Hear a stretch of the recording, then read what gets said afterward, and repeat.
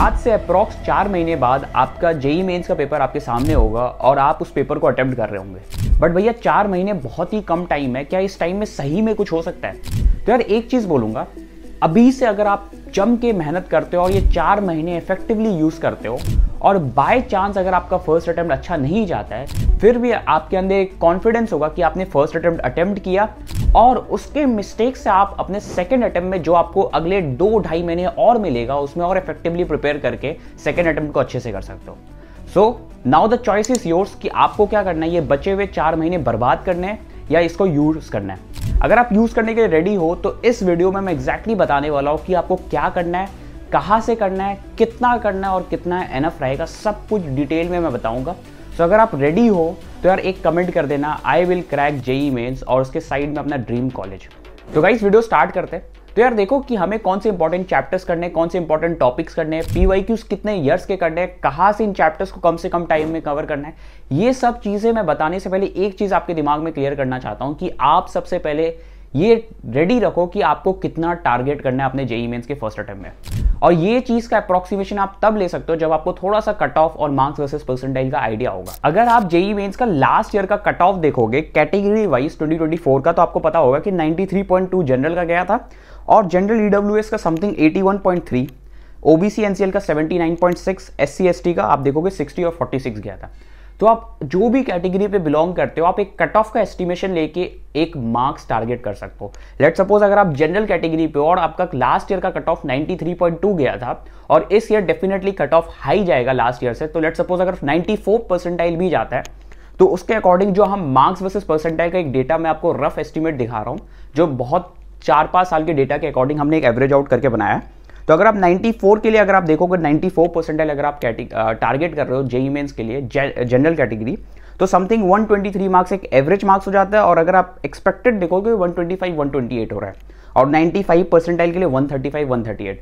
तो जो भी आपका टारगेट है, लेट सपोज अगर आप 96 परसेंटाइल टारगेट करके चल रहे हो तो आपको समथिंग 140 मार्क्स के अराउंड स्कोर करना होगा।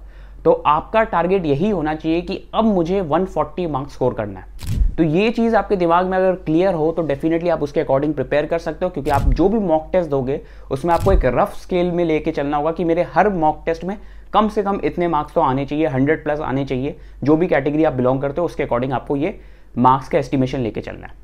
अब हम बात करते हैं कि कौन से इंपॉर्टेंट चैप्टर्स करने हैं, कौन से इंपॉर्टेंट टॉपिक्स हमें करने हैं। तो सबसे पहले मैं स्टार्ट करता हूं मैथ्स के मोस्ट इंपॉर्टेंट चैप्टर्स से। अब देखो ये जो भी चैप्टर्स मैं बता रहा हूं ये लास्ट 3-4 ईयर्स का जो प्रॉपर एनालिसिस किया हमने चैप्टर का उसके अकॉर्डिंग बता रहा हूं। तो अगर मैं एक ही चीज बोलूंगा, आपके पास कम टाइम है तो आपका मेन फोकस होना चाहिए इन चैप्टर्स को कंप्लीट करने का, rather than completing the whole syllabus. और यही चीज बोलूंगा, जितना कर सकते हो, अगर आप 70% सिलेबस भी करके जाते हो बट उसको अच्छे से करके जाओ, प्रॉपर रिवाइज करके जाना है। और ये चीज़ कैसे करना है वो भी मैं आगे आपको बताऊंगा। तो सबसे पहले ये चीज़ समझो कि मैथ्स के इंपॉर्टेंट चैप्टर्स में आपका आ गया 3D ज्योमेट्री, जिसमें आप देख सकते हो कि लास्ट ईयर दोनों अटेम्प्ट कंबाइंड 43 क्वेश्चन पूछे गया था। फिर definite integration, matrices and determinant, sequence and series, differential equation और ऐसे ही बहुत सारे आपको चैप्टर दिखाई दे रहे हैं। और टिल एलिप्स इंडेफिनेट इंटीग्रेशन आप देख सकते हो कि इसमें समथिंग 8 क्वेश्चन पूछे गए। देखो वीडियो में आगे बढ़ने से पहले स्टूडेंट के बहुत सारे डाउट्स है कि भैया पीवाईक्यूज लगाना कहाँ से है, पीवाईक्यूज लगाने का सबसे बेस्ट तरीका क्या है और हमें एटलीस्ट कितने ईयर्स के पीवाईक्यूज लगाने जेईई मेंस और जेईई एडवांस के लिए। मैं इस दिशा पब्लिकेशन के बुक के थ्रू आपको समझाता हूँ। जैसे ये चैप्टर है डिटर्मिनेंट्स, तो आपको सबसे पहले पीवाईक्यूज लगाते समय टाइम फ्रेम में क्वेश्चन सॉल्व करना है और जैसे ही आपका चैप्टर कंप्लीट हो जाता है, सारे क्वेश्चन लगाना सॉल्व हो जाता है, उसके बाद आपको सॉल्यूशन देखने हैं। सॉल्यूशन आप यहाँ पे देखोगे तो 100% एररलेस सॉल्यूशन है, डिटेल्ड सॉल्यूशन जो कि आपको मैक्सिमम अदर बुक्स में नहीं मिलती है, जिसके कारण ये बुक मेरा पर्सनल फेवरेट है। तो आप यहाँ पे देख सकते हो और ये सॉल्यूशन देखने के बाद आप उसका एनालिसिस करके आपने जो भी मिस्टेक्स किया है उसका एनालाइज कर सकते हो। अब पीवाईक्यूज हमें कितने ईयर्स का लगाना है, तो आप इस बुक में देखोगे जेईई एडवांस के 1978 से लेकर 2024 के सारे पीवाईक्यूज है और जेईई मेंस के 2013 से लेकर 2024 के। तो हमें है ना अभी ट्राई करना है कि एटलीस्ट लास्ट के 5 ईयर्स के सारे पीवाईक्यूज करने हैं। ये बुक मोस्टली आईआईटी जेईई के जितने भी टॉपर्स हैं सब फॉलो करते हैं, तो आप भी फॉलो कर सकते हो। अगर आप उसको परचेस करना चाहते हो तो लिंक डिस्क्रिप्शन में, यही सेम बुक फिजिक्स और केमिस्ट्री में भी अवेलेबल है, जाके आप वहाँ से परचेस कर सकते हो। फिर हम बात करते हैं केमिस्ट्री के इंपॉर्टेंट चैप्टर्स में। अब केमिस्ट्री का मैंने क्लासिफिकेशन कर दिया डिफिकल्ट, मीडियम और इजी चैप्टर्स में, जिसमें ग्रीन इजी है, ब्लू मीडियम चैप्टर्स है और रेड डिफिकल्ट चैप्टर्स है। तो आप देख सकते हो ब्लू चैप्टर्स में जैसे जीओसी, कोऑर्डिनेशन कंपाउंड्स, इसमें से ऑलमोस्ट जीओसी से 2 से 3 क्वेश्चन पूछा जाता है हर आपके शिफ्ट में। कोऑर्डिनेशन कंपाउंड में 1 से 2 question, mole concept, chemical bonding, फिर एल्डिहाइड कीटोन्स आप देख सकते हो। यहाँ पे सारे चैप्टर्स के साइड में मैंने लिख दिया लेफ्ट साइड में कि नंबर ऑफ क्वेश्चंस कितने पूछे जाते हैं इन जनरल कोई भी शिफ्ट में अगर हम देखें तो आप देख सकते हो जैसे बायोमोलिक्यूल्स एक बहुत ही इंपॉर्टेंट चैप्टर है, उसमें से एक क्वेश्चन तो मिनिमम आता ही है आपके हर शिफ्ट में। तो ऐसे बहुत सारे चैप्टर्स हैं और बायोमोलिक्यूल एक ऐसा चैप्टर है जिसको आप कम से कम टाइम में कवर कर सकते हो। ओनली एनसीईआरटी बेस्ड रीडिंग और पीवाईक्यूज करना एनफ है इस चैप्टर के लिए। फिर आते हैं फिजिक्स के चैप्टर में। फिजिक्स में मैंने 3 क्लासिफिकेशन कर दिए, must do chapter, should be completed और aim for it. Must do chapters से मेरा मतलब है बहुत ईजी चैप्टर्स है और अप्रॉक्सीमेटली आपको 50 से 60 नंबर देके जाएंगे।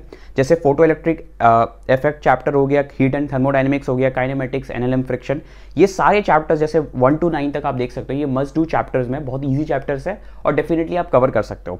फिर शुड बी कंप्लीटेड में आप देख सकते हो इलेक्ट्रोस्टैटिक्स आ गया, कैपेसिटेंस, जिसमें थोड़ा सा टाइम लगता है बट हाँ इंपॉर्टेंट चैप्टर्स है, तो आपको डेफिनेटली ये चैप्टर्स भी करना है, जिससे आप अप्रॉक्सीमेटली 20 से 30 मार्क्स अपने मेंस के पेपर में टारगेट कर सकते हो। और फाइनली आता है हमारा एम फॉर इच सेक्शन, जिसमें रे ऑप्टिक्स, रोटेशन, एसएसएम और ऐसे बहुत सारे चैप्टर्स आ गए। चैप्टर्स तो मैंने बता दिया, बट इस चैप्टर्स को कवर कहाँ से करना है ये डाउट आपका होगा। तो देखो, 2 स्टूडेंट्स को मैं क्लासीफाई करूंगा 2 कैटेगरी में। स्टूडेंट्स को एक पहला कैटेगरी में रखूंगा कि उसने वो चैप्टर कभी नहीं पढ़ा, इधर बोर्ड लेवल तक भी नहीं पढ़ा, और दूसरा ऐसे स्टूडेंट जिसको थोड़ा सा नॉलेज है, बोर्ड लेवल तक कर रखा है। तो पहले कैटेगरी स्टूडेंट जिसने बोर्ड लेवल तक भी नहीं किया, बिल्कुल नॉलेज नहीं है, उसको मैं बोलूंगा फुल लेक्चर्स देखने के लिए। फुल लेक्चर्स के लिए आप इधर अपने कोचिंग के लेक्चर्स प्रेफर कर सकते हो, या फिर मैंने इस पीडीएफ पे फुल लेक्चर्स का भी लिंक दे दिया, यूट्यूब लिंक, जिसको आप प्रेफर कर सकते हो। अब सेकंड कैटेगरी में आते हैं वन शॉट वाले। अब देखो, ये आपने पहले कुछ पढ़ रखा है तो डेफिनेटली आप अगर बड़े वन शॉट जैसे मंजिल के वन शॉट्स है, यूट्यूब पे आपको मिल जाएंगे, मंजिल 1.0 2.0 के जो वन शॉट है वहां से आप कर सकते हो। वन शॉट के बाद हमें करना है एनफ क्वेश्चन प्रैक्टिसिंग, जिसमें सबसे पहले हमें करना है सॉल्व एग्जाम्पल, जिससे हमारे कॉन्सेप्ट बहुत अच्छे हो जाए, अप्रोच समझ में आए कि क्वेश्चन कैसे सॉल्व करना है। उसके बाद हमें करना है एक्सरसाइज के क्वेश्चन। तो इस ऑर्डर पे आपको कंप्लीट करना है। बाकी वन शॉट का लिंक, फुल लेक्चर्स का लिंक, रिवीजन के लिए अलग यूट्यूब का लिंक और क्वेश्चन प्रैक्टिसिंग के लिए लिंक, सब कुछ मैंने इस पीडीएफ पे प्रोवाइड कर दिया। ये पीडीएफ कैसे डाउनलोड करना है ये चीज भी बता देता हूं। जैसे ही इस वीडियो पे 500 लाइक्स कंप्लीट हो जाएगा, ये पीडीएफ मैं अपने टेलीग्राम चैनल और व्हाट्सएप चैनल दोनों पे अपलोड कर दूंगा। दोनों का लिंक आपको इस वीडियो के डिस्क्रिप्शन में मिल जाएगा। और अब बात करते हैं एक और इंपॉर्टेंट चीज भी कि भैया क्वेश्चन प्रैक्टिसिंग कहां से करना है।